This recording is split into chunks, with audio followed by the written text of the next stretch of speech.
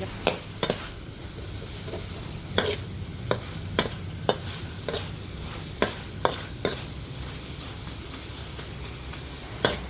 Lục lạ thịt cô. Lục lạ thịt cô ấy. Lục lạ thịt chuột nữa. Điền bà lại salad. Salad ní salad trùi, cái hai salad trùi. Điều rằng phi tức anh tức trong khói á. Mơ lại chay lại tới cái salad ít nguyên chay thì salad trùi nè. Thì bánh năm mình ấy rồi có đã ấy bàn vị ăn nguyên chay thì bỏ mất át chay vào rồi. Nằm kháng. Nóng đi phải chay.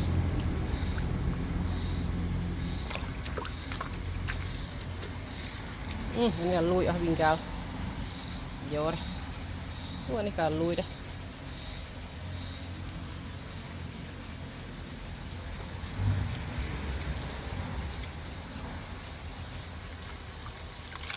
Tục du ngày bây giờ mà slo nó lọc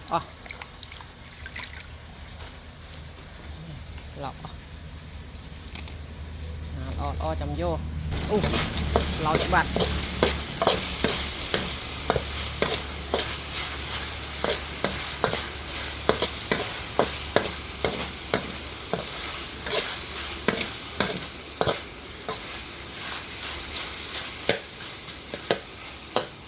Em một chút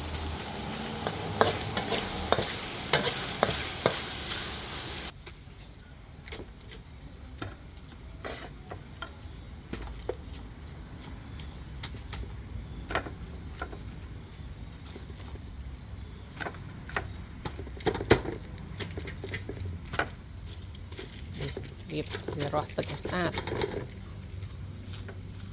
ណាណាក៏ចេះដែរលោកលាក់អូខ្លោចហ่ะមិញខ្លាច់ខ្លោច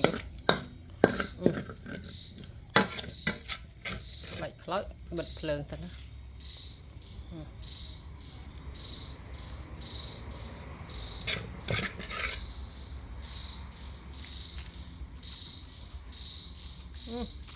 ជៀបស្ករ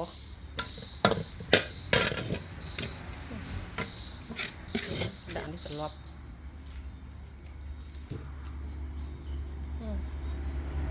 ăn ơi ăn hơi lục lạ một lết cho ăn lục lạ phải chụp mà cái tật lọc bà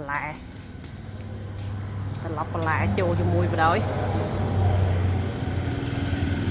chẳng vào đói đó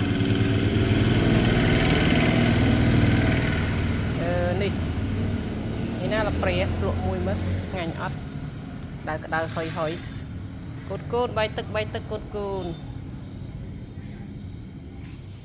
mặt tan anh ấy lau nó gặp bắt tật lọp về lọp bị trâu tịch đó anh lúc srah dương ấp cái gì tật lọp về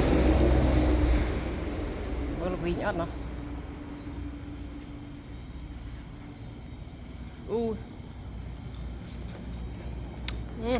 đây này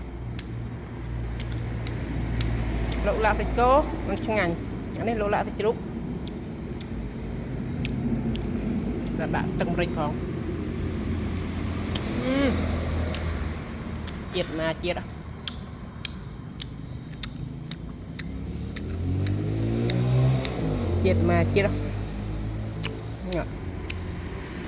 tầm như từng rịch tầm thơ từng rịch không